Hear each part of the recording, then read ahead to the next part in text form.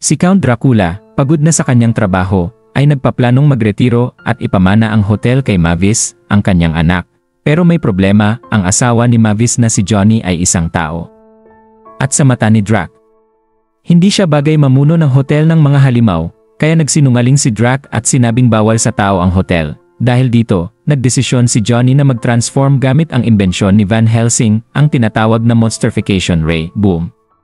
Si Johnny ay naging isang malaking halimaw, hyper, colorful, at sobra ang energy, pero teka, nagkaproblema ang Ray, natamaan din si Dracula. At naging isang ordinaryong tao. Walang powers, walang fangs, at may lower back pain. Upang maibalik ang kanilang dating anyo, magkasamang naglakbay sina Drac at Johnny sa malalayong lugar, hinanap ang mahiwagang kristal para ma-reverse ang epekto ng Ray sa kanilang adventure. Unti-unting na-realize ni Dracula ang kabutihan ni Johnny, hindi mo kailangang maging halimaw para maging parte ng pamilya.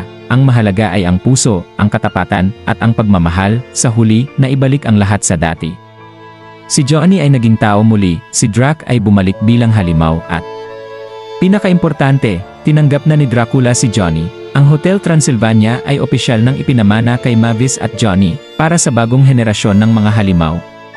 Hotel Transylvania, Transformania, isang masayang kwento ng pagbabago.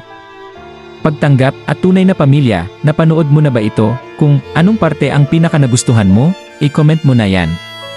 At huwag kalimutan ang like, follow, at share para sa mas marami pang movie recaps sa Filipino.